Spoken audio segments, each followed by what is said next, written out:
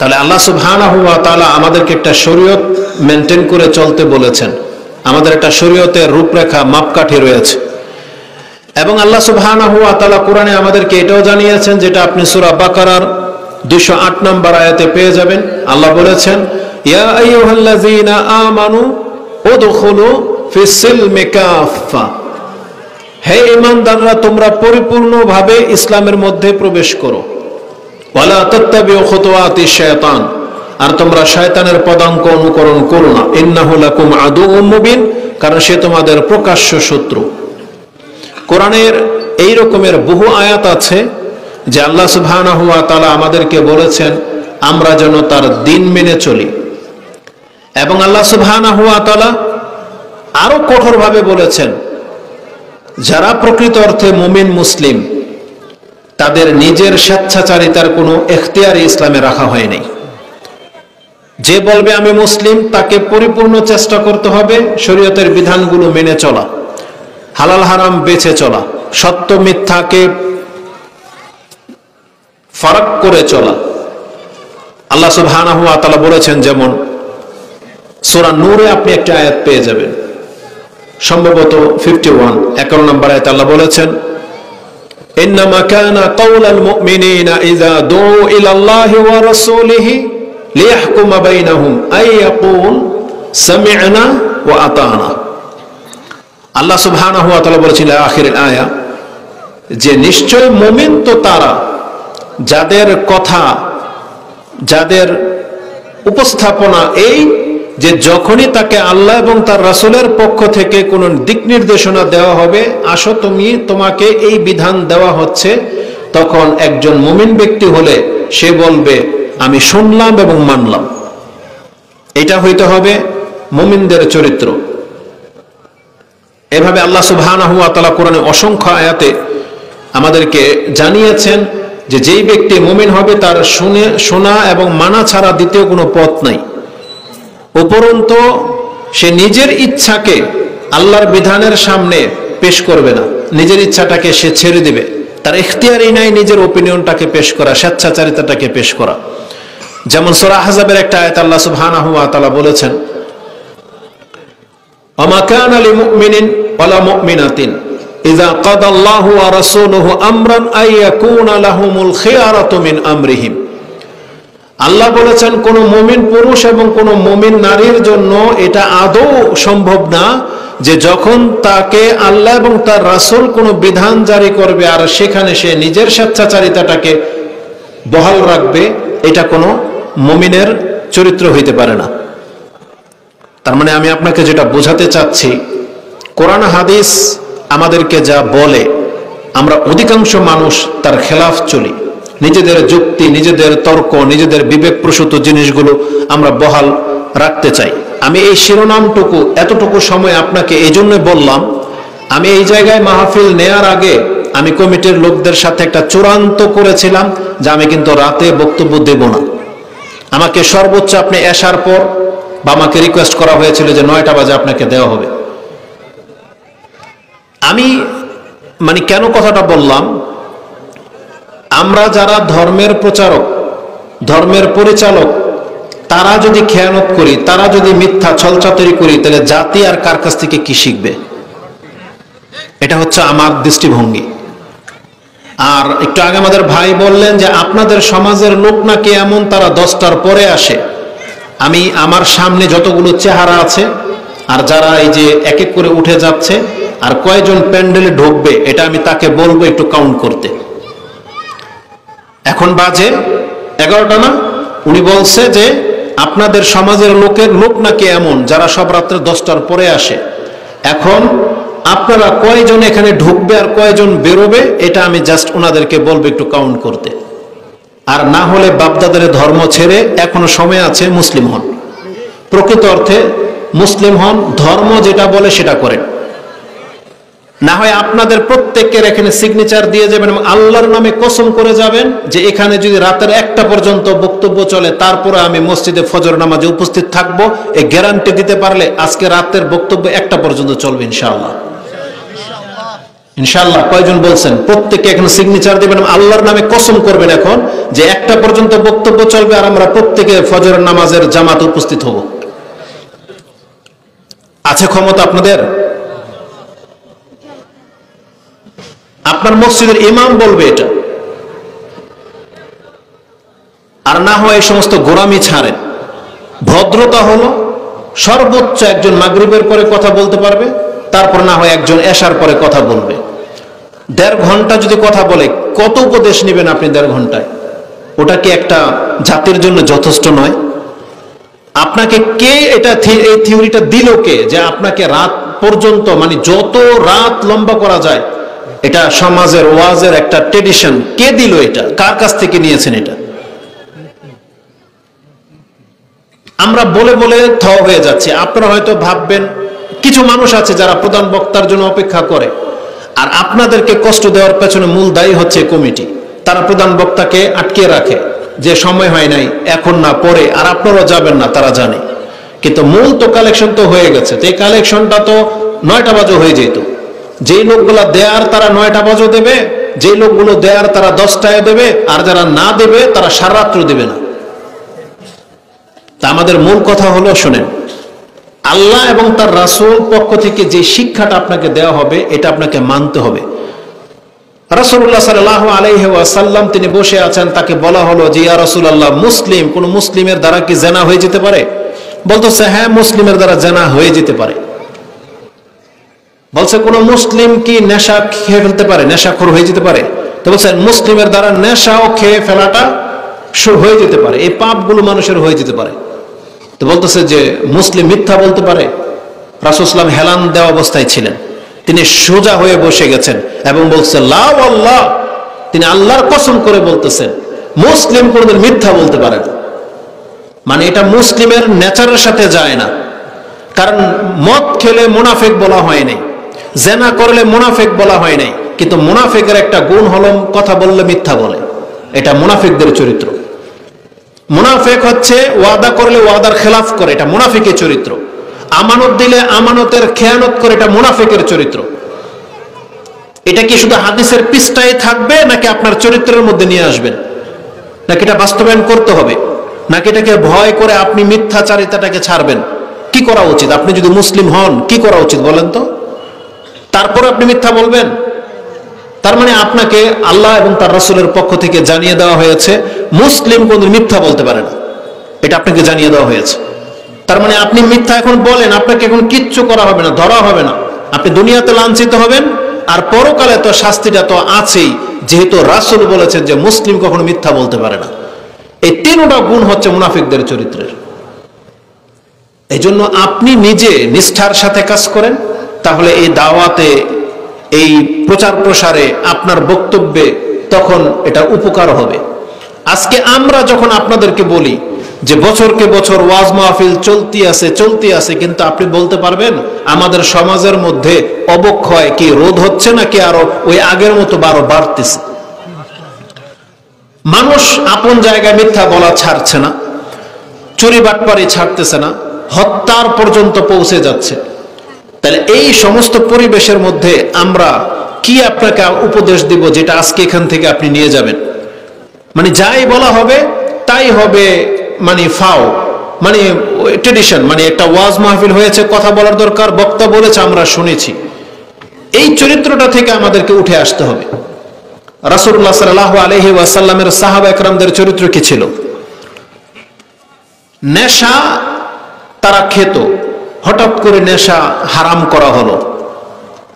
আপনি কি প্রমাণ করতে পারবেন যারা প্রসিদ্ধ সাহাবী, রাসূল সাল্লামের একেবারে কাছাকাছি যারা থাকতো, যাদেরকে আপনি চিনেন, এমন কোন একজন সাহাবীর নাম কি আপনি বলতে পারবেন যে মদ হয়ে যাওয়ার পরে আবার তারা মদ খেয়েছে? আপনি প্রমাণ করতে পারবেন না। বরং তাদের ইমানের জাজবাটা দেখেন। মদের টেবিল সামনে ছিল, কেউ খাচ্ছে, এক সাহাবীর মুখে মদ, এদিক দিয়ে শুধু একজন আহ্বানকারী আহ্বান করে যাচ্ছে যে হুররিমাতিল খামার, মদকে হারাম করে দেওয়া হয়েছে। তার কান শুনেছে এটা যে মদ হারাম, এই মুহূর্তে হারাম। সাহাবীর ঈমান দেখেন, তারা জেনে শুনে হারাম খেত না। যেই সাহাবীর হাতে ছিল তারা তো ফেলে দিয়েছে, কিন্তু এটা কত ইমানের ব্যাপার, যার মুখে মদ ছিল, তার কান শুনেছে হারাম, সাথে সাথে তার মুখের টুকু তারা ফেলে দিয়েছে, সে অতটুকু আর গিলে নাই। সে গিলে নিলে হয়তো আল্লাহ তাকে ধরতো না, কারণ মাত্র হারাম হয়েছে, কিন্তু তার ইমান এতটা মজবুত যে সে মুখের টুকু গিলে নেয়। এটা হচ্ছে আমাদের জন্য এক্সাম্পল। কেন রাসূলুল্লাহ সাল্লাল্লাহু আলাইহি ওয়াসাল্লামের সাহাবীদেরকে আমাদের কাছে এইভাবে পেশ করা হলো? আল্লাহ নিজে বলেছেন কোরআনে, আল্লাহ সুবহানাহু ওয়া তাআলা, যেটা আপনি সূরা বাকারা 2 নম্বর সূরা 137 নম্বর আয়াতে পেয়ে যাবেন, যেখানে আল্লাহ সুবহানাহু ওয়া তাআলা বলেছেন, হে নবী আপনি বলে দেন, ওয়া ইন আমানু বিমিসলি মা আমানতুম বিহি ফাকাদ ইহতাদাউ ওয়া ইন তাওয়াল্লাউ ফাইন্নামা হুম ফি শিকাক। হে নবী আপনি বলে দেন, আপনি এবং আপনার টিম আমার উপরে যেইভাবে আজকে ঈমান আনলেন, নিজেদেরকে যেইভাবে আমার কাছে পেশ করলেন, কিয়ামত পর্যন্ত তারাও যদি আপনাদের মতো ঈমান আনে তাহলেই হেদায়েত পাবে, নয়তো হেদায়েত পাবে না। তার মানে এটা একটা মূলনীতি যে সাহাবা একরাম যেইভাবে রাসূলের কথাকে মেনে নিয়েছিলেন এবং আমল করেছেন, আমাদেরকে বলা হয়েছে আমরা যদি তার কাছাকাছিও পৌঁছতে না পারি তাহলে আমাদের ঈমান গ্রহণযোগ্য হবে না। কিন্তু আপনি প্রমাণ করতে পারবেন না যে হারাম হয়ে যাওয়ার পরেও সাহাবা একরামরা মদ খেত, চুরি করত, তারা জেনা করেছে, সুদ খেত, আপনি প্রমাণ করতে পারবেন না। বরং যখন যেটা হারাম হয়েছে তারা সাধ্য মতো চেষ্টা করেছেন এবং তা থেকে বেঁচে ছিলেন। দুই একটা ঘটনা ব্যতিক্রম ঘটেছিল, তারপরে তারা কন্ট্রোল করতে পারেননি, অপরাধ করে ফেলেছেন। এসে রাসূলুল্লাহ সাল্লাল্লাহু আলাইহি ওয়াসাল্লামের কাছে বলেছেন, তাহের ইয়া রাসূলুল্লাহ, আমাকে পবিত্র করুন। কি হয়েছে? এই ঘটেছে। হয় শাস্তি দেন, নাহলে আল্লাহর পক্ষ থেকে তওবার বিধান এনে তাদেরকে পবিত্র করা হয়েছে। কাউকে শাস্তি দেওয়া হয়েছে, কারো তওবা আল্লাহ গ্রহণ করে নিয়েছেন। তার মানে তারা পাপের উপরে স্থায়ী ছিলেন না। কিন্তু আমাদের সমাজ ব্যবস্থা দেখেন, আপনি আর আমি প্রতিদিন কোনো না কোনো বক্তব্য শুনতেছি, আমরা মুসলিম, অথচ সকাল হলে যখন বাজারে যাবেন দেখবেন যে দুর্নীতি। ব্যবসায়ী নিজে মিথ্যা বলে, আপনি নিজেও মিথ্যা বলতেছেন। ব্যবসায়ী মিথ্যা বলে যে সে বলবে এগুলো টাটকা, এই মাত্র নিয়ে আসছি, আমার লাভ হচ্ছে না, আমি এত দিয়ে কিনে নিয়ে আসছি। আর আপনার মিথ্যা হলো যে না, এগুলো দেখতে অতটা ওই মানে 1 নাম্বার না 2 নাম্বারের মতো লাগে, পাশের দোকানদার তারা 5 টাকা কম চেয়েছে। কোনোভাবে আপনি মিথ্যা বলেন। তো আমরা আমাদের লেনদেনটা মিথ্যার সাথে, কে কাকে কিভাবে ঠকাবে প্রতিনিয়ত এই ধান্দাই চলতেছে। আজকে রাষ্ট্র ব্যবস্থা দেখেন, যারা ক্ষমতায় বসবে তারা এই ক্ষমতার চেয়ারের জন্য তার বিপক্ষের লোককে হত্যা করে দিতে দ্বিধা করে না। মারামারি তো আছেই, হত্যা করে দিতে দ্বিধা করে না। অথচ সব আমরা হচ্ছি মুসলিম, আমার এই পাশ মুসলিম, এই পাশও মুসলিম, এই পাশও মুসলিম, সব দলের লোকেরাই মুসলিম, কিন্তু কেউ কাউকে ছাড় দেয় না। তাহলে আমাদের এই যে সমাজের অবক্ষয়, এটা আপনি কিভাবে রোধ করবেন? আমাদেরকে একটা থেকে শুরু করতে হবে। আপনি আপনার জীবন থেকে আজকে থেকে একটা বিষয় নিয়ে নেন যে আমি আজকে থেকে আমার এই দিকটাকে ঠিক করে নেব। সবচাইতে বড় দিক যেটা, এটা উচিত হবে যারা বেনামাজি আছেন, আপনি এই মাহফিল থেকে প্রথম আপনি ওয়াদা করবেন যে আমি 5 ওয়াক্ত নামাজ ছাড়ব না। এটা তার প্রথম ওয়াদা হইতে হবে। মহিলাদের সবচেয়ে মেজর বড় পাপ যেটা, এটাও হচ্ছে এই 5 ওয়াক্ত নামাজ আদায় না করা। আপনাকে এখান থেকে ওয়াদা করতে হবে, বা কোনো এক বক্তব্য থেকে ওয়াদা করতে হবে কোনো একদিন যে আমি এখন থেকে সালাত ছাড়ব না। তাহলে যখন কোনো সমাজের মানুষ এইভাবে একটা থেকে তওবা করে উঠে আসতে না পারবে, তাহলে তো প্রকৃত অর্থে আপনি মুসলিম হইতে পারেন নাই। আর কত বক্তব্য লাগবে যে আপনি এরপরে আর সালাত ছাড়বেন না? কত বক্তব্য লাগবে যারা দাড়ি রাখেন নাই যে এরপর থেকে আর দাড়ি ফেলবেন না? কোন বক্তব্যের পরে মা বোনরা বলবে যে আমি আজকের পর থেকে আর বেপরদায় ঘুরবো না? একটা সময় তো লাগবে। আমি জাস্ট আপনাকে স্মরণ করে দিতে চাই, প্রত্যেকটা জিনিসের একটা নির্ধারিত সময় আছে। আপনিও হয়তো একদিন না একদিন তওবা করবেন, কিন্তু এটা যেন আফসোসের দিন না হয়, ওটা যেন ওই ফেরাউনের মতো দিন না হয়। কারণ ফেরাউনও তওবা করেছিল, যে ফেরাউনকে তওবার জন্য 2 জন নবী দাওয়াত দিয়েছিল, ডেকেছিল দীর্ঘকাল, অনেক নিদর্শন দেখানোর পরেও ফেরাউন তার সময় মতো তওবা করেনি। তওবা করেছে এমন সময় যেই সময় মালাকুল মউত দেখে ফেলেছে। আল্লাহ বলতেছেন এখন আর তোমার তওবা কবুল হবে না। ফেরাউন সম্পর্কে আল্লাহ সুবহানাহু ওয়া তাআলা সূরা ইউনূসের মধ্যে ইঙ্গিত দিয়ে দিয়েছেন, যেটা আপনি 10 নম্বর সূরার 90, 91 এই আয়াতগুলোতে পাবেন। 88 থেকে পড়েন, 89, 90, 91 এই আয়াতগুলোতে আছে। আল্লাহ সুবহানাহু ওয়া তাআলা বলতেছেন হাত্তা ইযা আদরাকাহুল গারাক, ফেরাউন যখন এখন ডুবতে শুরু করলো, কালা তখন সে বলল আমানতু আন্নাহু লা ইলাহা ইল্লাল্লাযী আমানাত বিহি বানু ইসরাঈল ওয়া আনা মিনাল মুসলিমিন। সে বলেছিল যে আমি সেই সত্তার প্রতি ঈমান নিয়ে আসলাম, তিনি ছাড়া সত্য কোনো ইলাহা নাই, যেই সত্তার প্রতি ঈমান এনেছে মূসা, হারুন এবং বনি ইসরাঈলরা, এবং আমি মুসলিমদের অন্তর্ভুক্ত। ফেরাউন এই কথাটা বলেছিল যে আনা মিনাল মুসলিমিন, আমি মুসলিমদের অন্তর্ভুক্ত। আমরা তো জানি যে রাসূলুল্লাহ সাল্লাল্লাহু আলাইহি ওয়াসাল্লাম বলেছেন যে যার শেষ কালেমা হবে লা ইলাহা ইল্লাল্লাহ সে জান্নাতে যাবে। আবু দাউদে সেই হাদিস আছে, মান কানা আখিরু কালামিহি ইনদাল মাউত লা ইলাহা ইল্লাল্লাহ দাখালাল জান্নাহ। যেই ব্যক্তি মৃত্যুর মুহূর্তে সর্বশেষ যার মুখ দিয়ে লা ইলাহা ইল্লাল্লাহ বেরোবে সে জান্নাতে যাবে। অথচ ফেরাউন কিন্তু মৃত্যুর সময় লা ইলাহা ইল্লাল্লাহ বলেছিল, কিন্তু আল্লাহ সুবহানাহু ওয়া তাআলা সেটা গ্রহণ করেননি, বরং আল্লাহ পাল্টা তাকে জবাব দিয়েছেন আল-আন, এখন ওয়াকাদ আসাইতা মিন ক্বাবলু ওয়া কুনতা মিনাল মুফসিদিন, একটু আগেই তুমি ফাসাদকারী ছিলা, তুমি ছিলা ফাসাদকারী, অগ্রাহ্যকারী, অহংকারী ছিলা, আর এখন তুমি বলতেছো লা ইলাহা ইল্লাল্লাহ। তার মানে কোরআন এবং হাদিসকে আপনাকে বুঝতে হবে যে তওবারও একটা নির্ধারিত সময় রয়েছে। আপনিও হয়তো দাড়ি রাখবেন, আপনিও হয়তো হালাল খাবেন, আপনি মিথ্যা বলা ছেড়ে দেবেন, আপনিও হয়তো পর্দা করবেন, কিন্তু সেই সময়টা যেন ওই যে বললাম ফেরাউনের মতো না হয়। আপনার পর্দাটা গ্রহণযোগ্য তো হইতে হবে, আপনার নামাজটা গ্রহণযোগ্য হইতে হবে, কিন্তু সেই সময়ের আগে আপনাকে অপশন দেওয়া হয়েছে। সেই সময়টা যদি চলে আসে, আপনি যদি তওবা করেন কাজ হবে না। এটা আমাদের ব্যাখ্যা না, বরং এটাই স্পষ্ট কোরআনের ভাষ্য। যেমনটা আমি আপনাকে আয়াত বললাম, ইভেন আল্লাহ সুবহানাহু ওয়া তাআলা সূরা আনআম 6 নম্বর সূরার 118 নম্বর আয়াতে এটা একবার স্পষ্ট ভাষায় বলেছেন, হাল ইয়ানজুরুনা ইল্লা আন তা'তিয়াহুমুল মালাইকা। আল্লাহ বলেছেন হে নবী আপনার উম্মতদের দিকে তাকান, এরা অপেক্ষা কেন করতেছে? এই লোকগুলার কি সমস্যা? তারা আপনার প্রতি ঈমান কেন নিয়ে আসে না? যারা ঈমান এনেছে তারা সালাত কেন পড়ে না? তারা মিথ্যা কেন ছাড়তেছে না? তারা এই মুনাফিকি স্বভাব ছাড়তেছে না কেন? হাল ইয়ানজুরুনা ইল্লা তা'তিয়াহুমুল মালাইকা। তারা কি এটা আকাঙ্ক্ষা করে যে আপনি বলতেছেন বিদায় সেই জন্য তারা মানতেছে না যে আকাশ থেকে আল্লাহ ফেরেশতা কেন নাজিল করে না? আও ইয়াতিয়া রাব্বুক, নাকি আপনার রব নিজে আসলে তারা ঈমান আনবে, তওবা করবে? আও ইয়াতি বাদু আয়াতি রাব্বিক, নাকি আপনার রবের ওই কোন নিদর্শন তারা দেখার জন্য অপেক্ষায় আছে?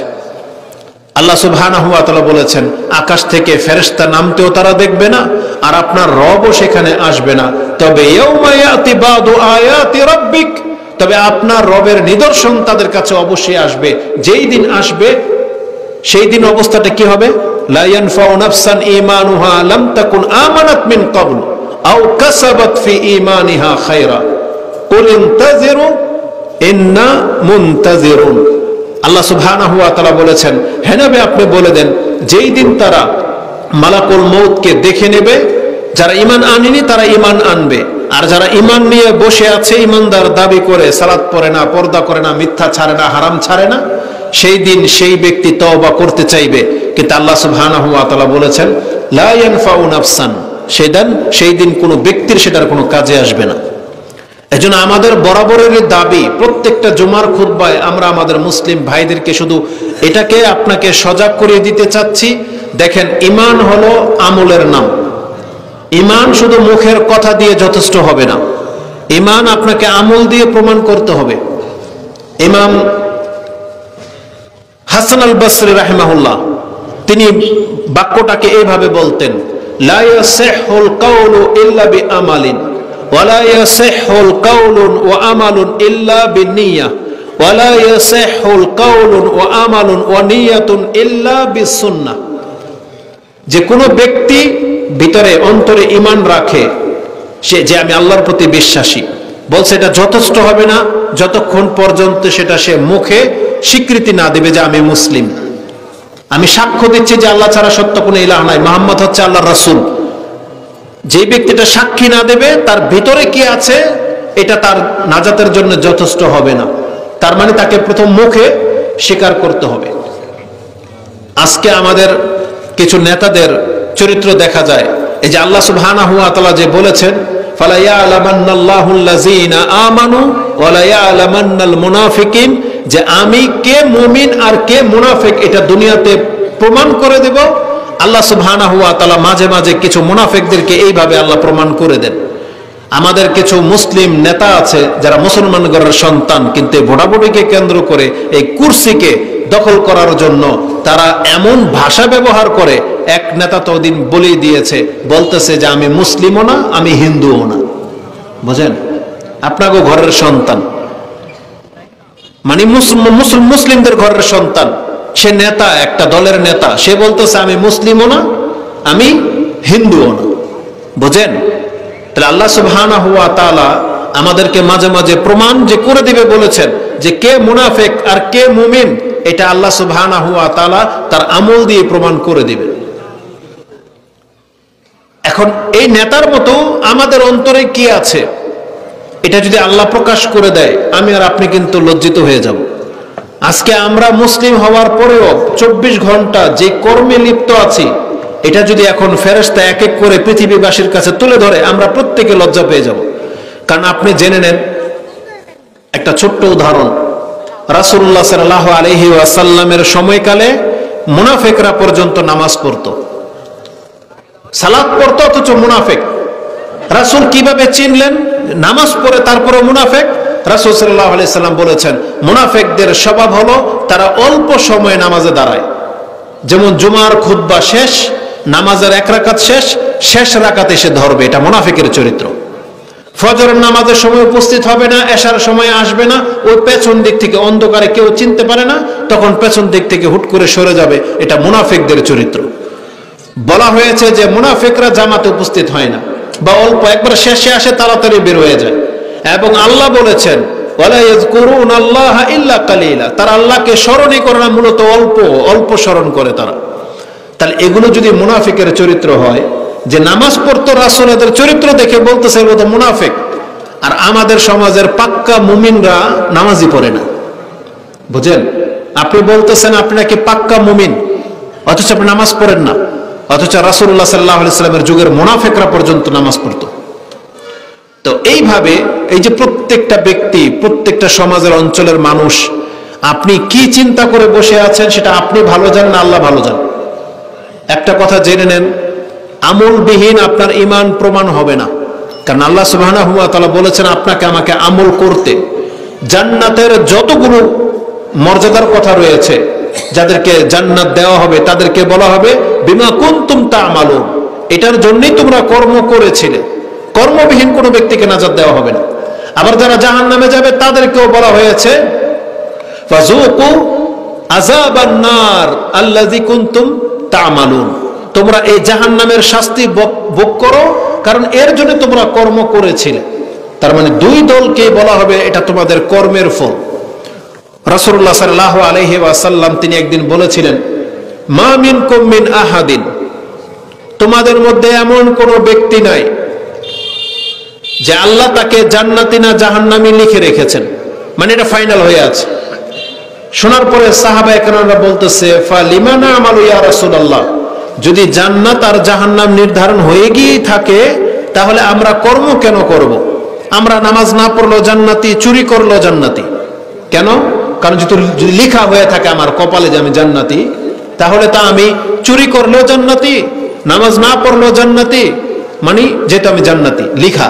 আর যদি আমি জাহান্নামী লেখা হয়ে থাকে তাহলে আমি নামাজ পড়লো জাহান্নামী, চুরি করলো জাহান্নামী, না করলো জাহান্নামী। এটা হচ্ছে আমাদের ব্যাখ্যা। কিন্তু রাসূলুল্লাহ সাল্লাল্লাহু আলাইহি সাল্লাম কি বলেছেন জানেন? হ্যাঁ, জান্নাতি আর জাহান্নামী কে এটা চূড়ান্ত হয়ে আছে। এখন তুমি জান্নাতি না জাহান্নামী এটাও তোমাকে বোঝার ব্যবস্থা আল্লাহ করে দিয়েছেন। কি সেটা বলছে, এই মালু কর্ম করো, ফাকুল্লুন মুয়াসসারুন লিমা খুলিকা লাহু, কারণ প্রত্যেক ব্যক্তির জন্য সে জান্নাতি না জাহান্নামী এটা বলে দেবে তার কর্ম। যার কর্ম জান্নাতের কর্ম, সে সন্ধ্যা হলে বুঝতে পারবে যে আজকে আমার দ্বারা কোনো হারাম কাজ হয় নাই, আমি 5 ওয়াক্ত সালাত আদায় করেছি, আমি কারো খেয়ানত করিনি, আমি বেপরদা হইনি, আমি আল্লাহর বিধানের লঙ্ঘন করিনি। তার মানে এই ব্যক্তি মরে গেলে সে নিশ্চিত ইনশাআল্লাহ জান্নাত পাবে। এটা তার কর্ম তাকে প্রমাণ করতেছে। কেননা জাহান্নামের পথ ভিন্ন। যেই ব্যক্তি চুরি করেছে, তওবা করেনি, অপরাধ করেছে, মিথ্যা বলেছে, চুরি বাটপারি করেছে, মানুষকে ঠকিয়েছে, কাউকে হত্যা করেছে, এগুলো সব জাহান্নামের পথের কর্ম।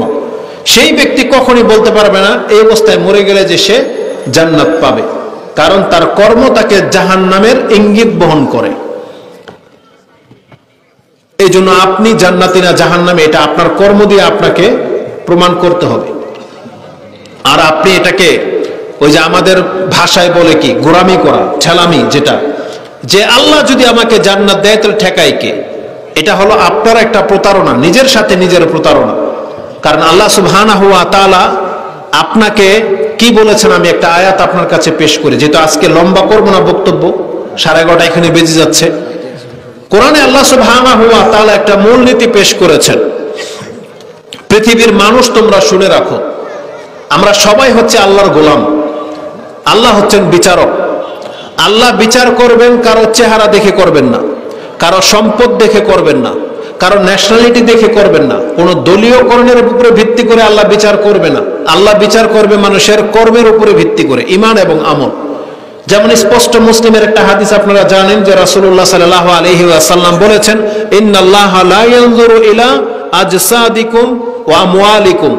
আরেকটা বর্ণনা আসছে সুওয়ারিকুম ওয়া আমওয়ালিকুম, আল্লাহ তোমাদের দেহ বা তোমাদের চেহারা দেখেন না, আর তোমাদের সম্পদও দেখেন না। ওয়ালাকিন ইয়ানজুরু ইলা কুলুবিকুম ওয়া আমালিকুম, আল্লাহ তোমাদের অন্তর দেখেন এবং কর্ম দেখেন। এখানেও কর্মের কথা আছে। মুসলিমের আরেক হাদিসে আপনি পেয়ে যাবেন, যেটা জুলুম করা হারাম, কিতাবুল বিররি ওয়াস সিলার মধ্যে পেয়ে যাবেন একটা পর্বের মধ্যে। তাতে রাসূলুল্লাহ সাল্লাল্লাহু আলাইহি ওয়াসাল্লাম বলেছেন, মান বাত্তা বিহি আমালুহু ফালাম ইউসরি বিহি নাসাবুহু, কারো কর্ম যদি কাউকে পেছন দিক থেকে টেনে ধরে বা তাকে পেছনে ফেলে দেয়, তার বংশ তাকে আগে বাড়াতে পারবে না। এটা অনেক বড় কথা কিন্তু বললাম আপনাকে। আপনি কোন বংশের লোক, রাসূলের সন্তান না, কোন পীরের সন্তান না, কোন হুজুরের সন্তান, এগুলো আল্লাহ দেখবে না। রাসূল বলেছেন, মান বাত্তা বিহি আমালুহু, যাকে তার আমল তাকে পেছনে ফেলে দিয়েছে, সে আগে বাড়তে পারেনি, ফালাম ইউসরি বিহি নাসাবুহু, তার বংশ তাকে আগে বাড়াতে পারবে না। হতে পারে সে রাসূলের সন্তান, কিন্তু তার কর্ম তাকে ঠেকিয়ে দিয়েছে। যেমন নূহ আলাইহিস সালাম ছেলে সম্পর্কে আল্লাহ কি বলেছেন, ইয়া নূহ ইন্নাহু লাইসা মিন আহলিক ইন্নাহু আমালুন গায়রু সালিহ। এ নূহ, এটা তোমার ছেলেই হইতে পারে না, কারণ সে তো অপকর্মে লিপ্ত, মানে সে ভালো কাজ করে না। গায়রু সালিহ বলা হয়েছে, সে অসৎ কাজে লিপ্ত। তার মানে অসৎ কাজ করলে একটা রাসূলের ছেলে নাজাত পাচ্ছে না। এই জন্য মুহাম্মদুর রাসূলুল্লাহ সাল্লাল্লাহু আলাইহি ওয়াসাল্লাম, এটাও ইমাম বুখারী এবং মুসলিম কোট করেছেন। মুসলিমে হাদিসটা ঈমানের অধ্যায়ে আসছে। ফাতেমা রাদিয়াল্লাহু তাআলা আনহাকে এবং তার ফুফু সাফিয়া রাদিয়াল্লাহু তাআলা আনহাকে বলেছিলেন, ইয়া ফাতেমা বিনতে মুহাম্মদ, ইয়া সাফিয়া বিনতে আব্দুল মুত্তালিব, সালিনি মিম্মা লিমা শিত মা উগনি আনকুমা মিনাল্লাহি শাইআ। দুনিয়াতে যদি কিছু হেল্প চাওয়ার থাকে আমার কাছ থেকে চেয়ে নাও, কিন্তু আল্লাহর সামনে আমি মুহাম্মদ তোমাদের কোনো উপকার করতে পারবো না। আমলের বিনিময়ে যদি কোনো ব্যক্তি আটকা পড়ে যায়, পৃথিবীর কোনো শক্তি নাই তাকে আল্লাহর কাছ থেকে ছিনিয়ে নেবে, পৃথিবীর কোনো শক্তি নাই। এজন্য আল্লাহ এগুলো সব আমাদেরকে আগেই জানিয়ে দিয়েছেন। দেখেন, মুসলমানের ঘরের জন্ম হলেই মুসলিম হওয়া যায় না। এই কথাটা আপনি যত তাড়াতাড়ি বুঝতে পারবেন, যত তাড়াতাড়ি মেনে নেবেন, এটা ততই আপনার জন্য কল্যাণকর। আপনাকে ইসলামের বিধান মেনে চলতে হবে। আমরা যদি প্রত্যেকটা মুসলিমকে সিরিয়াল ভাবে দাঁড় করিয়ে দিয়ে যদি এই কোরআনটাকে তাকে যদি তার সামনে যদি তুলে ধরি আর যদি বলি, বলেন তো আপনি কোরআনের প্রতি ঈমান এনেছেন, এটা বলেন তো কার কালাম? এটা আল্লাহর কালাম, এটা মানেন? এই কোরআন যে আল্লাহর কালাম, এটা মানেন? এই কোরআন কেন আসছে? আল্লাহ বলছে এটা ধরো, এটা চুবাই চুবাই পানি খাইবা, এটা বলছে? ঘরের মধ্যে এক কপি রেখে দিবা, বরকত আর বরকত। এটা বলছে আল্লাহ। কেন বলেন? এই কোরআনটা কত অ্যাঙ্গেল থেকে আপনার জন্য নাজিল হয়েছে? দুই একটা কারণ বলেন তো, এই কোরআনটা আল্লাহ আপনাকে কেন দিছে? কেউ কোন একজন বলেন তো, কেন দিছে আল্লাহ আপনাকে কোরআনটা? জি বুঝি নাই। পথ প্রদর্শক। পথ প্রদর্শক মানে কোরআন আপনাকে পথ দেখাবে। আচ্ছা, তাহলে আমি যদি চাচার কথাটা নিয়ে নেই, কোরআন আমাদেরকে পথ দেখাবে। এবার আপনারা বলেন তো, কোরআন কি আমাদেরকে পথ দেখিয়েছে কি দেখায় নাই? দেখাইছে, জানেন সেটা। তাহলে আপনারা সেই পথ ধরেন না কেন? বলেন, সেই পথে আসেন না কেন? কোরআন যে পথ দেখিয়েছে তার কথাটা কোরআন একটা আয়াতে আছে, সূরা আনআম 153 নম্বর আয়াত। আল্লাহ বলছেন, রাসূলুল্লাহ সাল্লাল্লাহু আলাইহি ওয়াসাল্লাম ডাকটা লেবে বলেন, ওয়া আন্না হাযা সিরাতি মুস্তাকিমান ফাত্তাবিউ ওয়া লা তাত্তাবিউ সুবুলা ফাতাফাররাকা বিকুম আন সাবিলি।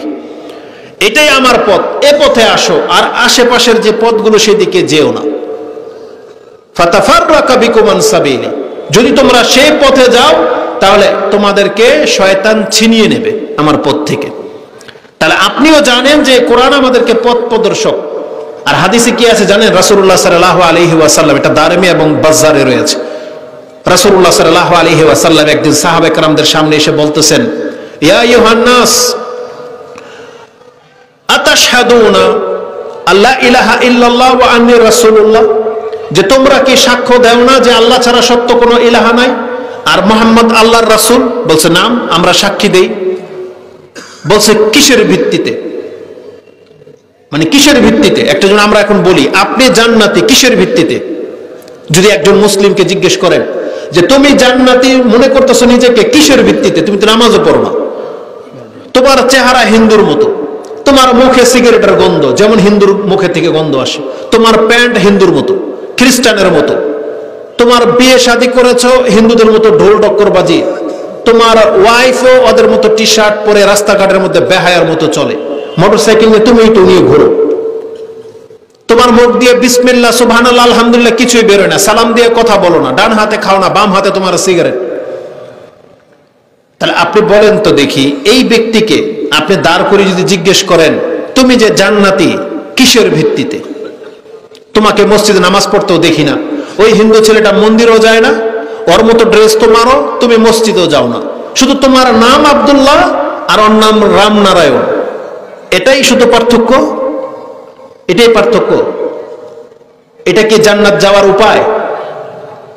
তাহলে যদি আব্দুল্লাহ নাম রাখলে জান্নাতে যাওয়া যেত, তাহলে মুনাফিকের সবচেয়ে বড় সর্দারের নাম কি? আব্দুল্লাহ বিন উবাই। মুনাফিকদের লিডার যিনি, মানে সবচেয়ে বড় মুনাফিক, এর নাম কি ছিল? আব্দুল্লাহ। রাসূলুল্লাহ সাল্লাল্লাহু আলাইহি ওয়াসাল্লামের বাবার নাম কি ছিল? আব্দুল্লাহ, অথচ পুতুল পূজারী। চিন্তা ভাবনা করেন। তাহলে আব্দুল্লাহ নাম দিলেই যে আপনি জান্নাত চলে যাবেন, বিষয়টা এত সহজ না। কাবা ঘরের খাদেম হওয়ার পরে আল্লাহ এদেরকে কাফের ঘোষণা করছে, যে বলছে এরা কাফের, এরা হচ্ছে মুশরিক। আর আপনি বেনামাজি হয়ে বসে থাকবেন আর আপনি বলবেন যে আমি মুহাম্মদের উম্মত, কিসের ভিত্তিতে?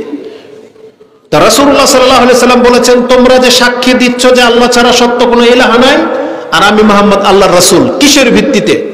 তখন রাসূলুল্লাহ সাল্লাল্লাহু আলাইহি সাল্লাম এই কোরআনটার দিকে ইঙ্গিত করে বলেছিলেন, ইন্না হাযাল কুরআন সাবাবুন তারাফাহু বিয়াদিল্লাহি ওয়া তারাফাহু বিআইদিকুম ফাতামাসসাকু বিহি ফাইন্নাহু লান তাদিল্লু ওয়া লান তাহলিকু বাদাহু আবাদা। এই কোরআনটা হলো সেই সাবাব। আজকে যদি পুরো পৃথিবীর বাসী মনে করে যে একজন আল্লাহ আছে, এটার প্রমাণ হচ্ছে কোরআন। পুরো পৃথিবীর বাসী যদি দাবি করে যে সাত আকাশের উপরে আল্লাহ আছেন, এটা প্রমাণ হচ্ছে কোরআন। কোরআন ছাড়া আপনার কাছে আর কোনো প্রমাণ নাই। আছে কোনো প্রমাণ? কেউ প্রমাণ করতে পারবে? কি দিয়ে মাপবেন আপনি সাত আকাশ কোথায় আর আল্লাহ কোথায়, আল্লাহ কেমন? এই কোরআনটা হচ্ছে তার প্রমাণ। তার মানে কোরআন সম্পর্কে রাসূল বলেছেন তারাফাহু বিয়াদিল্লাহ, এই কোরআনের এক প্রান্ত, এটা দেখা যাচ্ছে আপনার কাছে বই আকারে, এটা একটা বই, আপনার কাছে একটা কিতাবের মতো করে ছাপা হয়েছে, কিন্তু কোরআনটা তো এইটা না। এটা তো কোরআনটা ছাপা হয়েছে, কিন্তু কোরআনটা কি? রাসূলুল্লাহ সাল্লাল্লাহু আলাইহি সাল্লাম বলেছেন এটা হচ্ছে হাবলুল্লাহ, আল্লাহর রশি, হাবলুল্লাহিল মতিন, মানে আল্লাহর সুদৃঢ় একটা রশি। আল্লাহ কোরআনে বলেছে না, ওয়াতাসিমু বিহাবলিল্লাহি জামিয়া, ওই আল্লাহর হাবল মানে কি?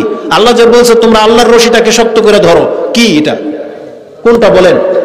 আল্লাহর কোরআন, আল্লাহর বিধান, এটা হচ্ছে আল্লাহর রশি। কেন রশি কেন ধরতে বললেন? রশি মানুষ কখন ধরে? তার মানে আমরা পৃথিবীর মানুষ সবাই চোরাবালির মধ্যে আছি, জাহান্নামের উপরে আছি। এখন আপনি গর্তে পড়ে গেছেন, ময়লা, একেবারে নিকৃষ্ট ময়লায় পড়ে আছেন, ওই মালিক নিচেও নামবে না, আপনাকে রশি ফেলছে যে তুই উঠায়। যখন কোনো কিছু নিচে পড়ে যায়, গর্তে পড়ে যায়, আপনি কি করেন? উপর থেকে একটা লাঠি বা রশি ফেলেন, যে ওকে বলেন ধর, ধরলে আপনার টাইনা তোলেন, তাই না? আল্লাহ সুবহানাহু ওয়া তাআলা ঠিক এই কাজটাই করেছেন পৃথিবীর মানুষ জাহান্নামের উপরে। আল্লাহ বলেছেন, লও আমি একটা রশি ঝুলিয়ে দিলাম, যে বাঁচতে চায় সে আমার রশিটাকে শক্ত করে ধরো, ছাইরো না। ধরতে হবে, এবং কিভাবে? বলছে শক্ত করে ধরো, কারণ তোমাকে এখন টেনে তুলতে হবে। হাজারো কোটি মানুষ এই রশিটাকে ধরবে, এই জন্য এটাকে টানতে হবে এখন। এই জন্য বলছে যে ছেড়ে দিবে সে মরে যাবে, সে জাহান্নামে পড়বে, জাহান্নামে। এই জন্য রাসূল কি বলছেন? ফাতামাসসাকু বিহি, এই কোরআনটাকে শক্ত করে ধরো। ফাইন্নাহু, যেই ব্যক্তি কোরআনটাকে শক্ত করে ধরে নিল, ফাইন্নাহু লান তুহলিকু ওয়া লান তাহলিকু ওয়া লান তাহলিকু বাদাহু আবাদা, সেই যেই ব্যক্তি কোরআনটাকে ধরে নিল, এই ব্যক্তি গুমরাহ হবে না, আর কোনোদিন হালাক হবে না। তার মানে পৃথিবীর কোনো অপশক্তি তাকে কোনোদিন হালাক করতে পারবে না, ধ্বংস করতে পারবে না। তার নাম টিকে থাকবে, তার জীবন হয়তো চলে যাবে, কিন্তু তার নাম টিকে থাকবে, এবং তার ঈমান আমলের ভিত্তিতে যে জান্নাত তার বরাদ্দ রয়েছে সেটা তার বহাল হয়ে যাবে। কিন্তু যেই ব্যক্তি কোরআন ছেড়ে দিয়েছেন শুধু ক্ষমতার লোভে, যেই ব্যক্তি কোরআন ছেড়ে দিয়েছেন 2-1 টাকা লাভ খাবার লোভে, আপনি ব্যবসা করতেছেন, কোরআন ছেড়ে দিলেন। কোরআন কি বলেছিল? বলছে মিথ্যা বইল না, বলছে ইয়া আইয়ুহাল্লাযীনা আমানু লা তাকুলু আমওয়ালাকুম বাইনাকুম বিল বাতিল, যেটা সূরা নিসাতে আপনি পেয়ে যাবেন, 4 নম্বর সূরা, সম্ভবত 29-30 এই আয়াতগুলোর মধ্যে রয়েছে, যে একে অপরের সম্পত্তি বাতিলভাবে খেও না। কিন্তু আপনার সকালটাই হয় অন্যকে ঠকানোর নিয়তে। আপনি জমিনে যাচ্ছেন, অন্যের আইল কাটবেন, কেমনে নিজেরটা বাড়াবেন সেই নিয়তে। আপনার খেতে কিভাবে বেশি পানি ঢুকবে আপনি সেই চিন্তায় সকাল হয়। আপনি কিভাবে লাভবান হবেন সেই চিন্তায় আপনার সকাল হয়। যে আপনার কাছে ঋণ দিয়েছে তার টাকা আপনি কিভাবে মেরে দিবেন না, সে ছলচাতুরি আপনার থেকে প্ল্যান ঘুরতে থাকে। আমাদের মহিলারা আল্লাহর বিধানটাকে বুড়ো আঙ্গুল দেখিয়েছে। আপনি বলেন তো, কিছু পুরুষদেরকে তো দেখা যায় নামাজ পড়ে, দাড়ি রেখেছে, টুপি পরে। আমাদের মহিলাগুলোর চরিত্র দেখেন তো দেখি, শতকরা কয়জন পর্দা করে? তার মানে এরা আল্লাহকে বুড়ো আঙ্গুল দেখিয়েছে। আপনি ঘরগুলো থেকে মহিলাগুলোকে বের করে নিয়ে আসেন, আপনার 100 ঘরের মধ্যে 10টা ঘরের মহিলা সূরা ফাতিহা পড়তে পারে না, ঠিক মতো পারবে না পড়তে। তার যে কোনো একটা ইসলামের মাসলা জিজ্ঞেস করেন, বলতে পারবে না। কিন্তু যত গাঁজাখড়ি কিচ্ছা আছে, তকবীর আছে, সেগুলো তাদের মনে আছে। আপনি জিজ্ঞেস করবেন, ওই যে আপনার ছেলেটার বার্থডে কবে, এটা আপনার ওয়াইফ না হয় আপনার শালি বলতে পারবে, ওর খালা বলতে পারবে, ওর নানিও বলতে পারবে। এগুলো মুখস্থ রাখে, কার ম্যারেজ ডে কবে, বার্থডে কবে, ওই কোন কুলখানি কবে, নানির জন্মদিন কবে, এগুলো মহিলাদের মনে থাকে। কিন্তু কোরআন হাদিস পড়ার তাদের ফুরসত হয় না। অথচ আল্লাহ সুবহানাহু ওয়া তাআলা মুসলিমা মহিলাদেরকে বলেছিলেন, ওয়াজকুরনা মা ইউতলা ফি বুয়ুতিকুন্না মিন আয়াতিল্লাহি ওয়াল হিকমা, আয়াতিল্লাহি ওয়াল হিকমাত, যেটা আপনি সূরা আহজাবের মধ্যে পেয়ে যাবেন। যে আল্লাহ সুবহানাহু ওয়া তাআলা বলেছেন, হে মহিলারা, তোমরা উপদেশ গ্রহণ করো তা থেকে যা তোমাদের ঘরে পাঠ করা হয় আল্লাহর কিতাব থেকে এবং সুন্নাহ থেকে, হিকমা থেকে, রাসূলের হাদিস থেকে। মহিলাদেরকে বলা হয়েছে তোমরা কোন হাদিস থেকে ইলম অর্জন করো, কিন্তু তারা ধার প্রান্ত আসে না। তা আমাদের এই সমাজটা পরিবর্তন হবে কিভাবে? এই জন্য আমাদেরকে কি করতে হবে? দিনের পথে ফিরে আসার প্ল্যান করেন, এখন থেকে তওবা করেন। একটা কার বক্তব্য লাগবে আপনি বলেন। আমাদের দুঃখটা কোথায় জানেন? দুঃখটা কোথায়?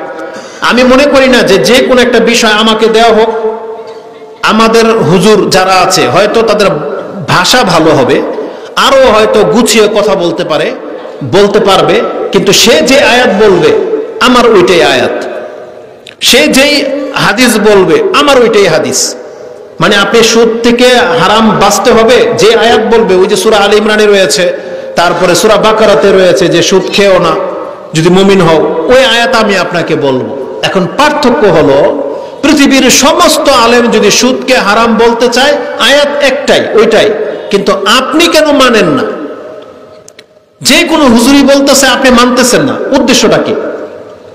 আমি বললে আপনি মানতেছেন না, বিষয়টা এমন না যে আমি কম দামি মানুষ বিদায় আমারটা মানতেছেন না, বড় দামি কেউ আসলে আপনি মানতেন। আপনি নাম বলেন যে অমুক ব্যক্তি বক্তব্য দিলে আমরা সেই দিন হারাম থেকে একবারে পরিত্রাণ হয়ে যাব।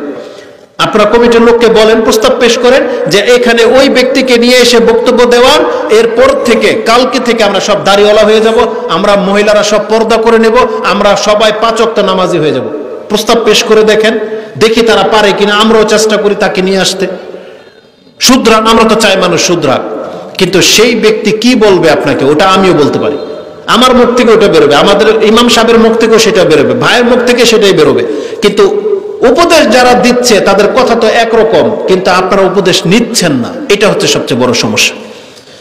আমরা যে দাঁড়িয়ে রেখেছি আমাদের শেখদের বক্তব্য শুনেই তো দাঁড়িয়ে রেখেছি, নাকি আল্লাহ আমাদেরকে ফেরেশতা নাজিল করছে? আমরা যে কোরআন হাদিস পড়ি এটা তো করা হয়েছে যে আমাদের আলেমদের বক্তব্য শুনেই। আমরা তো ফেরেশতা নিজের চোখে দেখি নাই। তাহলে আপনাকেও তওবা করতে হলে আমাদের মতো কারো না কারো বক্তব্য থেকে আপনাকে তওবা করতে হবে। আপনার হিতাহিত জ্ঞান চলে আসছে কোনো না কোনো ভাবে, আপনার কান শুনেছে, একটা বাচ্চা একটা আয়াত বলছে আর আপনার কান শুনছে। ওই বাচ্চার কথা তো না, এটা তো আপনার রবের কথা। আপনি কার কথাটাকে ডিনাই করতেছেন? কার কথাটাকে আপনি উপেক্ষা করে চলতেছেন? এটা আপনাকে অনুধাবন করতে হবে। এটা আপনাকে অন্তরকে বোঝাতে হবে যে আমি যে বিধানটাকে, ইসলামের এই বিধানটাকে যে মানতেছি না, এটা কার কারণে, কিসের ভিত্তিতে, এটা আপনাকে প্রস্তুত থাকতে হবে। না হলে আপনি কি জানেন কিয়ামতের মাঠে খুব কঠিন শাস্তি আপনাকে পেতে হবে। সূরা মুলকের মধ্যে আছে, অত ভিতরে যাওয়া লাগবে না। সূরা মুলকে আছে যে জাহান্নামীদেরকে জাহান্নামের ফেরেশতা জিজ্ঞেস করবে, আফসোস করে বলবে, মুহাম্মদের উম্মত অথচ জাহান্নামে কেন? তোমাদের কাছে আলাম ইয়াতিকুম নাযির, তোমাদের কাছে কি কোনো সতর্ককারী আসে নাই? ফেরেশতারা দয়া দেখায়া বলবে যে তোমরা জাহান্নামে কেন? মানুষ শ্রেষ্ঠ সৃষ্টি, আল্লাহ তোমাদেরকে শ্রেষ্ঠ করে সৃষ্টি করেছিলেন, তোমরা জাহান্নামে কেন? আলাম ইয়াতিকুম নাযির, তোমাদের কাছে কি কোনো সতর্ককারী আসেনি? তখন এই জাহান্নামীরা এই কথাটাই বলবে, কালু বালা কাদ জাআনা নাযিরুন ফাকাজ্জাবনা, আমাদের কাছে সতর্ককারী এসেছিল, আমরা তাদেরকে মিথ্যা প্রতিপন্ন করেছি। আপনি আজকে হয়তো মুখের উপর আমাদেরকে মিথ্যা বলতেছেন না, কিন্তু আমাদের কথাগুলা না মানাটাকে আপনি যেন মিথ্যায় প্রতিপন্ন করলেন। কারণ সত্য হলে তো মানতেন। রাসূলুল্লাহ সাল্লাল্লাহু আলাইহি ওয়াসাল্লাম কি বলেছিল? পাহাড়ের উপরে উঠে বলছে যে, হে কুরাইশ, হে হাশিমের বংশধর, ডেকে বলেছিলেন যে আমি মুহাম্মদ যদি বলি যে পেছনে একটা শত্রু দল অপেক্ষা করতেছে, একটু পরে তোমাদের উপরে আক্রমণ করবে, তোমরা কি মানবা?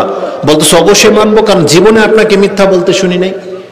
তখন সে মুহাম্মদই বলতেছে, তাহলে আমি তোমাদেরকে বলতেছি, বলো লা ইলাহা ইল্লাল্লাহ তুফলিহুন, আল্লাহ ছাড়া সত্য কোনো ইলাহা নাই, এই বাক্যটা বলো, না তোমরা তো জাহান্নামে যাইবা। তাহলে এটা তো ওই সংবাদের মতোই, এটা সৈন্যবাহিনী পেছনে। যেমন আমাদের ওই যে এখন ভূমি অধিদপ্তরের লোকেরা কি বলতেছে, আবহাওয়া অফিস, যে ভূমিকম্প হবে, আজকে না হোক কালকে হবে। আপনি কিন্তু কিছু না কিছু মানছেন না? ভূমিকম্প কি আসছে? আসে নাই তো।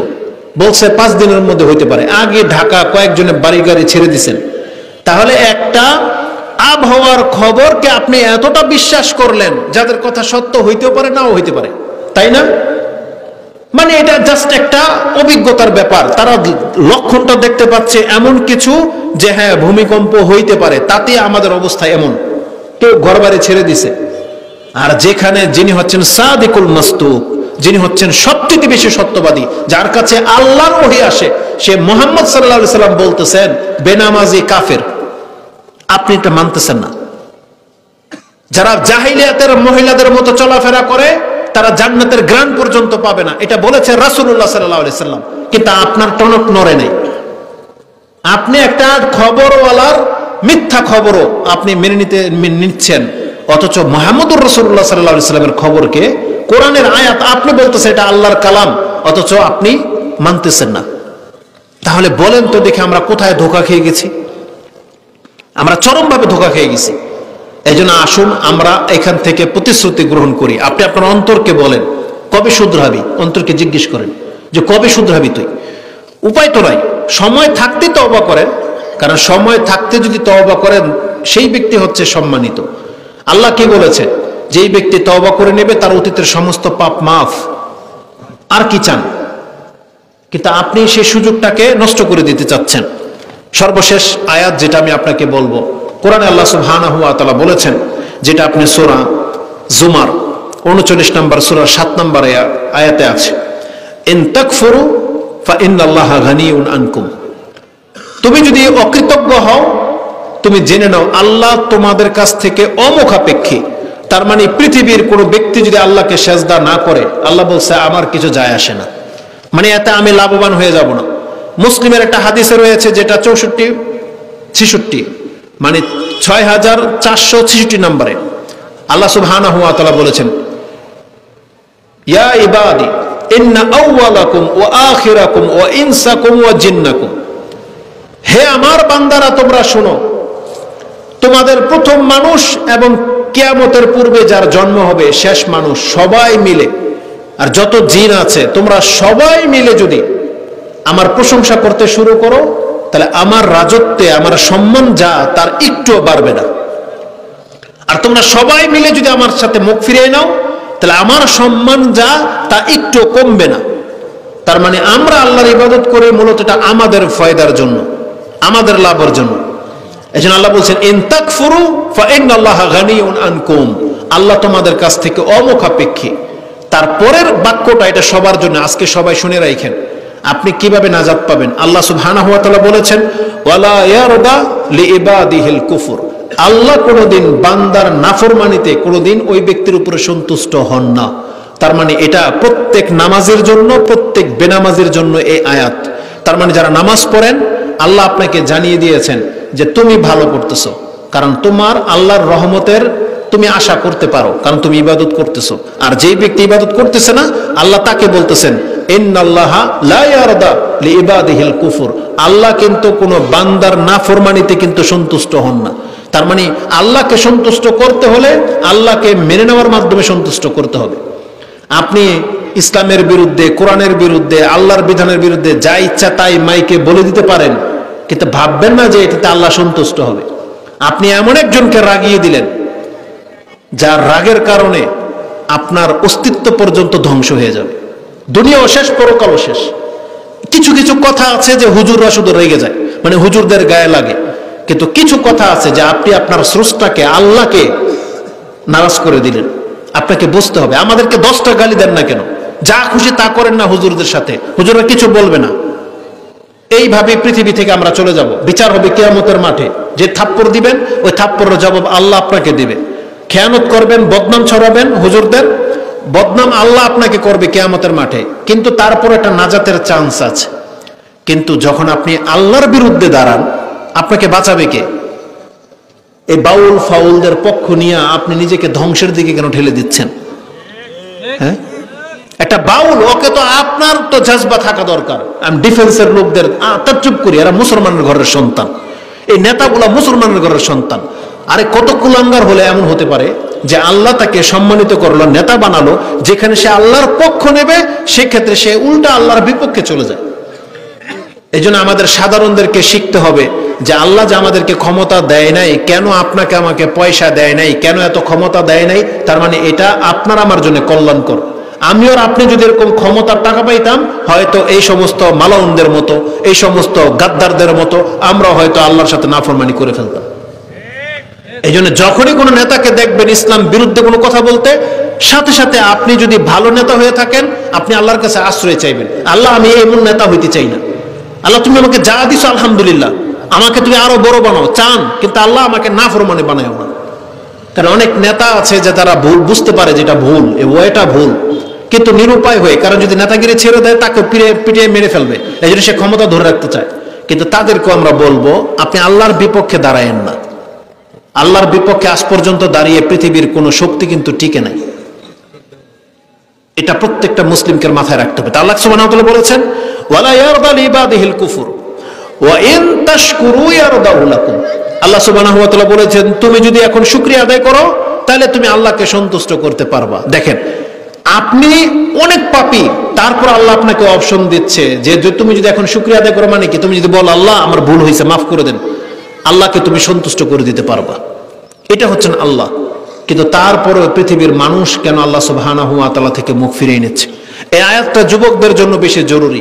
যুবকরা যারা এই নাফরমানি করতেছে, একবার মাত্রা অতিরিক্ত নোংরামিতে যারা লিপ্ত, যারা নেশায় জড়িয়ে গেছে এবং ড্যাম কেয়ার চলাফেরা, রাস্তার মধ্যে ঠাট্টা মস্কারি টিটকারি, মোটরসাইকেল পাইলে মুরব্বীদেরকে গণায়ও ধরে না। না, আপনাকে বুঝতে হবে আল্লাহ সুবহানাহু ওয়া তাআলা এই ক্ষমতা, এই যৌবন কিন্তু চিরস্থায়ী দেয়নি। এটাকে ভালো কাজে ব্যবহার করার জন্য দেওয়া হয়েছে। কারণ এই হাদিস স্পষ্ট আমাদেরকে জানানো হয়েছে। সে হাদিস রাসূলুল্লাহ সাল্লাল্লাহু আলাইহি ওয়াসাল্লাম কি বলেছেন? লা তাজুলা কাদামা ইবনু আদম হাত্তা ইউসআল আন খামসা। কিয়ামতের মাঠে কোনো ব্যক্তির পাকে হিলতে দেওয়া হবে না যতক্ষণ পর্যন্ত তার কাছ থেকে 5টা প্রশ্নের জবাব না নেওয়া হবে। তার মধ্যে একটা মেজর প্রশ্ন হচ্ছে ওয়ান শাবাবিহি ফিমা আবলা, যে যৌবন কালটা তুমি কোথায় খরচ করেছো। তখন আপনি আল্লাহর কাছে যেন এটা জবাব দিতে পারেন যে আল্লাহ, আমি তোমার বন্দিগিতে কাটিয়েছি। না হয় আপনার জবাব হবে আমি নেশাগ্রস্ত ছিলাম, মহিলাদের পেছনে ছিলাম, চুরি বাটপারি করতাম, বেনামাজি ছিলাম, আমি নেতাদের পেছনে মিটিং মিছিলের মধ্যে সময় কাটাতাম। এটা যেন আপনাকে আল্লাহকে বলতে না হয়। আপনি যেন বলতে পারেন যে আমি আল্লাহ তোমার বান্দা ছিলাম, এটা যেন বলতে পারেন। তা আসুন আমাদেরকে এই মজলিসের মধ্যে যতটুকু কথাই বলেছি আমরা লম্বা করব না। আমাদের একটা দাবি থাকবে, প্রতিনিয়ত আর কত ওয়াজ শুনবেন বলেন? এখন আমল করার সময় কে আসে না? এই যে আমরা 4টা 5টা খুতবা দিলাম, সুবহানাল্লাহ। খুতবাগুলোর বিষয় কি ছিল? রাতের জিকিরে আপনি কি পড়বেন, বিছানায় কি পড়বেন, সকাল সন্ধ্যায় কি পড়বেন। আমি নিজেও জানতাম না যে এত জিকির আজকার রাসূল সাল্লাল্লাহু আলাইহি ওয়াসাল্লাম প্রতিদিন করতো। তাহলে আমরা এটা শিখবো কবে, করবো কবে? অথচ আমরা মরার পথে, আমাদের বয়স 30, 40, 50 হয়ে গেছে অনেকের। অথচ আপনি সারা জীবন সুবহান রাব্বিয়াল আলাই শুধু জানলেন সেজদাতে, আর কিছু শেখার তৌফিক হলো না। অথচ 11টা দোয়া আছে যেটা আপনি সেজদাতে রাসূল সাল্লাল্লাহু আলাইহি ওয়াসাল্লাম থেকে প্রমাণিত। সারা রাতের রাসূলুল্লাহ সাল্লাল্লাহু আলাইহি ওয়াসাল্লাম প্রায় 24টা দোয়া পড়তেন রাতের আমল। আমি যদি এক এক করে আপনি বলি, আপনি থক হয়ে যাবেন যে এতগুলো আমল আমাদের রাসূল করতো, অথচ তিনি জান্নাতি। আর আমরা পাপী হওয়ার পরেও আপনি একটা দোয়া পড়েন না। রাসূলুল্লাহ সাল্লাল্লাহু আলাইহি ওয়াসাল্লাম কোরআন থেকে 10টা আমল করত রাতে। শুধু কি করত? রাসূল বলেছেন আয়াজিজু আহাদুকুম আইয়াকরা ফিল লাইলি সুলুসাল কোরআন। তোমাদের মধ্যে কি তোমরা অপারগ যে রাতে তোমরা কোরআনের 10 পারা পড়তে পারবা না? 10 পারা অনেক কঠিন। বলতেছে কাইফা ইয়াকরাউ সুলুসাল কোরআন ইয়া রাসূলুল্লাহ, 10 পারা কোরআন প্রতিদিন রাতে এটা কিভাবে সম্ভব? তখন রাসূলুল্লাহ সাল্লাল্লাহু আলাইহি ওয়াসাল্লাম বলেছেন কুল হুয়াল্লাহু আহাদ জাআলাল্লাহু তা'দিলু সুলুসাল কোরআন। সূরা ইখলাসকে আল্লাহ 10 পারার মান দিয়ে দিয়েছেন। যেই ব্যক্তি একবার সূরা ইখলাস পড়বে সে 10 পারা পড়ার নেকি পেয়ে যাবে। তাহলে এটা প্রথম আমল। কারণ রাতে আপনি সূরা ইখলাস একবার পড়বেন, তাহলে আপনি 10 পারার নেকি পেয়ে যাচ্ছেন। রাসূলুল্লাহ সাল্লাল্লাহু আলাইহি সাল্লাম বলেছেন যেই ব্যক্তি রাতের কোনো অংশে সূরা বাকারার শেষ 2টা আয়াত পড়বে ফাকাফাতাহু, এটা তার জন্য যথেষ্ট হয়ে যাবে। তার মানে সূরা বাকারার শেষ 2টা আয়াত আপনি পাইলেন। রাসূলুল্লাহ সাল্লাল্লাহু আলাইহি ওয়াসাল্লাম তিনি রাতে আয়েশা রাদিয়াল্লাহু তাআলা আনহা, উম্মে সালামা তারা বলতেন কানা রাসূলুল্লাহ সাল্লাল্লাহু আলাইহি ওয়াসাল্লাম লা ইয়ানামু হাত্তা ইয়াকরা বিবনি ইসরাঈলা ওয়াজ জুমার। আরেক বর্ণনা আসছে বিবনি ইসরাঈলা ওয়া সাজদা। আরেক বর্ণনায় আসছে যে রাসূলুল্লাহ সাল্লাল্লাহু আলাইহি ওয়াসাল্লাম বলেছেন যেই ব্যক্তি সূরা মুলক পাঠ করে 30 আয়াত বিশিষ্ট সূরা মুলক, সেই ব্যক্তির শাফাত করতে থাকবে সূরা মুলক যতক্ষণ পর্যন্ত তাকে ক্ষমা না করা হবে। তার মানে এখানে আমরা 5টা পেয়ে যাচ্ছি, সূরা ইখলাস, সূরা বাকারার শেষ 2 আয়াত, সূরা জুমার, সূরা সাজদা, তারপরে হচ্ছে সূরা বনি ইসরাইল, তারপরে হচ্ছে সূরা মুলক, তারপরে সূরা ইখলাস বা মুলক। 7 নম্বরে আপনি পেয়ে যাবেন রাসূলুল্লাহ সাল্লাল্লাহু আলাইহি সাল্লাম বলেছেন যে আয়াতুল কুরসি, যেটা সন্ধ্যাবেলা পড়তে হয় এবং বিছানায় গিয়ে পড়তে হয়। তারপর রাসূলুল্লাহ সাল্লাল্লাহু আলাইহি সাল্লাম সূরা ফালাক, নাস, ইখলাস 3 বার করে ফু দিয়ে রাত্রে ঘুমাতেন। রাতে যখন ঘুম থেকে জাগতেন তখন তিনি সূরা আলে ইমরানের শেষ 10টা আয়াত পাঠ করতেন। এইভাবে 10টা সূরার উপরে প্রতি রাত আমল হতো। সকাল সন্ধ্যা এরকম অসংখ্য দোয়া, আমরা মাত্র 7টা উল্লেখ করেছি। তাহলে এইভাবে যে আমাদের জীবনের কত আমল আমরা করি না, তাহলে আমরা শুধরাবো কবে? এজন্য আমরা বলতে চাচ্ছি, আমরা যারা মুসলিম, ইসলামের হালাল হারাম সব আমাদের জানা আছে, এখন শুধু মেনে নেওয়ার সময়। আসুন তওবা করি, আসুন ইসলামের দিকে ঝুঁকি। আপনার চরিত্রটাকে ওয়াদা করে নেন যে আমি আজকের পর থেকে কারোর সাথে মিথ্যা বলবো না, আমি আজকের পর থেকে কাউকে ঠকাবো না, আমি কারো উপকার করতে পারি বা না পারি কারো ক্ষতি করবো না। আবু যার রাদিয়াল্লাহু তাআলা রাসূলুল্লাহ সাল্লাল্লাহু আলাইহি ওয়াসাল্লাম এই কথাটা বলেছিল। আবু যার বলেছিল আইয়ুল আমালি আফদাল ইয়া রাসূলুল্লাহ, এটা সূরা, এটা আপনার মুসলিমে ঈমানের অধ্যায় আছে। রাসূলুল্লাহ সাল্লাল্লাহু আলাইহি ওয়াসাল্লাম বলেছিলেন ঈমানুন বিল্লাহি ওয়া রাসূলিহি, আল্লাহ এবং তার রাসূলের প্রতি ঈমান আনা হচ্ছে সবচেয়ে শ্রেষ্ঠ ইবাদত। বলছে সুম্মা আই, তারপরে কি বলছেন? জিহাদুন ফি সাবিলিল্লাহ, আল্লাহর রাস্তায় জিহাদ করা হচ্ছে সবচেয়ে শ্রেষ্ঠ আমল। আরেক বর্ণনায় আসছে আসসালাতু লিওয়াক্তিহা, আরেক বর্ণনায় আসছে আর বিররুল ওয়ালিদাইন। এই বর্ণনাগুলো একের পর এক আসছে। তাহলে যে বর্ণনাতে আসছে জিহাদুন ফি সাবিলিল্লাহ বলা হয়েছে, কোন দাস মুক্ত করা সবচেয়ে ভালো কাজ? বলছে যে দাস মালিকের কাছে সবচেয়ে বেশি প্রিয় এবং অনেক দামি। তারপর বলতেছে ইয়া রাসূলুল্লাহ, যদি আমি এমনটা করতে না পারি, সক্ষম না হই, এত দামি কিছু, তখন বলতেছে যে তুমি অন্যের জন্য কর্ম করবে। অন্যের জন্য কর্ম করবে মানে যেমন প্রত্যেকটা পিতা, প্রত্যেকটা পুরুষ কিন্তু অন্যের জন্য কর্ম করে, শুধু নিজের জন্য করে না। সে তার স্ত্রীর জন্য করে, সে তার সন্তানদের জন্য করে, সে তার পিতামাতার জন্য করে, অনেক সময় অনেক আত্মীয় স্বজনকেও সে তার রিজিক থেকে দেয়, মানে অন্যের জন্য খরচ করা। তখন তিনি বলতেছেন যদি এটা কারো পক্ষে সম্ভব না হয়, যে আমার অল্প ইনকাম, যে আমার পেট চলে না, আমি পরিবার কিভাবে পালবো, আর অন্য মানুষের জন্য প্রশ্নই ওঠে না, কিভাবে সম্ভব? রাসূলুল্লাহ সাল্লাল্লাহু আলাইহি ওয়াসাল্লাম বলেছেন তাহলে যারা কর্ম করে তাদেরকে সাহায্য করো। যেমন আপনি নিজে কর্ম করতে পারতেছেন না, আপনার বাবা কর্ম করে, বুড়া মানুষ জমিনে চাষ করে, আপনি মোটরসাইকেলের মধ্যে ভান্দ্রামি না করে গিয়ে আপনার বাবার বোঝাটা একটু ধরেন। কবে ধরবেন? এটা আপনার তো লজ্জা হওয়া উচিত। আপনার 15-20 বছর হয়ে গেছে, যুবক, আপনি এটা পাঠার মতো, অথচ আপনার বৃদ্ধ বাবাটা সংসারের ঘাটি টানার জন্য সারাদিন জমিনে থাকে, ওই মুদির দোকানে বসে থাকে, আর আপনি ওই টাকা দিয়ে রংবাজি করেন আর মোটরসাইকেল দিয়ে নেতাকে পেছন করেন, আর আপনার বাবার পেছনে একটু থাকেন। রাসূল বলেছেন যে তুমি তাহলে অন্যের কাজে সাহায্য করো। তখন বলতেছি ইয়া রাসূলুল্লাহ, যদি এটাও আমার পক্ষে সম্ভব না হয়? তখন রাসূলুল্লাহ সাল্লাল্লাহু আলাইহি ওয়াসাল্লাম বলেছেন তাহলে তুমি নিজে যেটা ইনকাম করবে সেটা তুমি ইনকাম করে খাও, মানে অন্যের উপরে তুমি বোঝা হয়েও না। এটা প্রত্যেকটা যুবককে নেওয়া উচিত, যে রাসূল বলেছেন তুমি নিজের হাতে যোগ্যতা অর্জন করো, নিজের হাতে কামাই করে খাও, তুমি কয়দিন অন্যের উপরে বোঝা হয়ে থাকবা? এটা ইসলামের মূলনীতি। বলতেছি ইয়া রাসূলুল্লাহ, যদি এটাও কঠিন হয়ে যায়? তখন রাসূল বলেছিলেন তাহলে নিজের হাত দুইটাকে থামায় রাখো, তোমার এই হাত দ্বারা যেন সামনের কোনো লোকের ক্ষতি না হয়। তুমি নিজেকে অন্যের ক্ষতি করা থেকে বাঁচায় রাখো। এটা করলে কি হবে? আজকে যদি তুমি তোমার দ্বারা কাউকে ক্ষতি না করে থাকো, তাহলে আজকে সারাদিন যেন তুমি নিজে নিজের উপরই সাদাকা করেছো, আল্লাহ তোমার আমলনামায় লিখে দেবে যে আজকে সারাদিন তুমি এত এত এত সাদাকা করেছো। তার মানে নিজে যদি নিজের খারাপি থেকে অন্যকে বাঁচায় রাখেন, তাহলে 24 ঘন্টা আপনি দান করার নেকি আপনার আমলনামার মধ্যে লেখা হতে থাকবে। তাহলে তওবা করেন, ফিরে আসেন আল্লাহর দিকে। এক একটা আজকের বক্তব্য থেকে বা আজকের এই মাহফিল থেকে আপনি একটা বিষয় আপনার সাইডটাকে অফ করে নেন, যে আমার এই সাইডটা খারাপ, যে জান আজকে আমি তওবা করে নিলাম ইনশাআল্লাহ আমি আর এই সাইড যাব না। যারা নেশা করেন আপনি তওবা করে নেন যে আমি আর সিগারেট খাবো না, হয়ে গেল। যারা বেনামাজি তওবা করে নেন যে আমি আজকে থেকে নামাজ ছাড়বো না। আর ভালো হতে কি মানুষের সময় লাগে? আল্লাহ সুবহানাহু ওয়া তাআলা তো বলে দিয়েছেন, আল্লাহ ইন্নাল্লাহা লা ইউগাইয়িরু মা বিকাউমিন হাত্তা ইউগাইয়িরু মা বিআনফুসিহিম, যেটা আপনি সূরা রদ 13 নম্বর সূরার 11তে পেয়ে যাবেন। আল্লাহ বলেছেন যদি কোনো জাতি নিজের পরিবর্তন নিজে না আনে, আল্লাহ তাকে পরিবর্তন ঘটিয়ে দিবে না।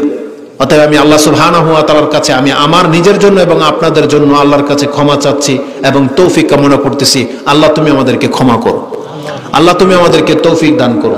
যে ইসলাম তোমার নবীর মাধ্যমে আমরা পেয়েছি, আল্লাহ সেই ইসলামটাকে মেনে চলার তৌফিক দান করো এবং আমাদের খারাপিগুলোকে আল্লাহ তুমি মাফ করে দাও এবং আমাদের পাপগুলোকে আল্লাহ তুমি ঢেকে দাও। এটা দুনিয়াতে যেমন ঢেকে চাপা পড়ে আছে, কিয়ামতের মাঠেও যেন আল্লাহ এটা প্রকাশ না পায় এবং তুমি তোমার রহমতে আমাদেরকে মাফ করে দিও। আল্লাহ তুমি আমাদের পিতামাতাদেরকে মাফ করে দাও এবং আমাদের সমাজের এই ফিতনা থেকে আল্লাহ তুমি যুবকদেরকে হেফাজত করো এবং আমাদের মুসলিম ভাইয়ের ইজ্জত মান সম্মান যেটা আছে আমাদের কারো দ্বারা যেন সেটা নষ্ট না হয়। আল্লাহ তুমি আমাদের জবান, আমাদের হাত, আমাদের সবকিছুকে আল্লাহ তুমি হেফাজতে নিয়ে নাও। আমিন ইয়া রাব্বাল আলামিন। আমাদের মা বোনদের জন্য আমরা বলবো আল্লাহ তাদেরকে হিতাহিত জ্ঞান দান করো, তারা যেন ইসলামটা বুঝতে পারে, তারা যেন বুঝতে পারে এটা একটা ফাসাদ। দেখেন পর্দা না করা একটা পাপ, কিন্তু এই পর্দা না করার কারণে যুবকরা ফিতনায় পড়ে যাচ্ছে, এটা হচ্ছে সমাজের একটা ফাসাদ। পুরুষদের পাপ হয়, এটা একটা ফাসাদ। এই জন্য তাকে পর্দা করতে হবে দুই দিক থেকে। একদিক হচ্ছে নিজের পাপ না হওয়া, আরেক হচ্ছে অন্যকে পাপী না বানানো। রাসূলুল্লাহ সাল্লাল্লাহু আলাইহি ওয়াসাল্লাম কি বলেছেন? মুমিনাতুন মাইলাত, ওই সমস্ত মহিলারা যে নিজে অন্যের প্রতি আকৃষ্ট হয় এবং অন্যকে আকৃষ্ট করে। তার মানে অন্যকে কিভাবে আকৃষ্ট করে? ওই যে চুলকে উঁচা করে, দেখবেন বিয়ে শাদীর মধ্যে তারা গায়ে হলুদের দিন যে ড্রেস আপটা তারা গ্রহণ করে, যেভাবে সাজে, কারণ প্রত্যেকটা মহিলা পুংটা তো, তারা জানে যে পুরুষদের দৃষ্টি কোথায় যায়, কোন ভঙ্গিমায় কাপড় পরলে পুরুষদের ওই যে মানে অবস্থা খারাপ হয়ে যাবে, এই মহিলাগুলো জানে। দেখবেন বিয়ে শাদীর মধ্যে তারা ওই ড্রেসটাই করে, রাস্তাঘাটের মধ্যে ভ্রমণ করতে গেলে তারা ঠিক ওই স্টাইলে কাপড় পরে। এটা এতটা নির্লজ্জকর যে পুরুষদেরকে ফিতনায় ফেলে দিচ্ছে তাদের যে ড্রেস আপ। এই জন্য তারা যদি আল্লাহর শাস্তি থেকে বাঁচতে চায়, তাদের উচিত পর্দা করা, এর বিকল্প কোনো পথ নাই। ওই নাস্তিকতা মহিলাদের থেকে তাদেরকে ফিরতে হবে, কারণ আল্লাহ বলেছেন ওয়ালা তাবাররাজনা তাবাররুজাল জাহিলিয়াতিল উলা, ওই জাহিলিয়াতের যুগের মহিলাদের মতো স্বভাবের তোমরাও হয়েও না, তোমরা ভদ্র হও। এই জন্য আমরা আমাদের মহিলাদের জন্য দোয়া করবো, আল্লাহ তাদেরকে হিতাহিত জ্ঞান দান করো, আল্লাহ তাদেরকে ঘরে পর্দার সাথে থাকার তৌফিক দান করো, এবং যেই ইসলাম রাসূল আমাদেরকে নিয়ে আসছেন সেই ইসলামটা তাদের অন্তরের ভিতরে বসিয়ে দাও। আমিন ইয়া রাব্বাল আলামিন। সুবহানাকাল্লাহুম্মা রাব্বানা বিহামদিকা আশহাদু আল্লা ইলাহা ইল্লা আনতা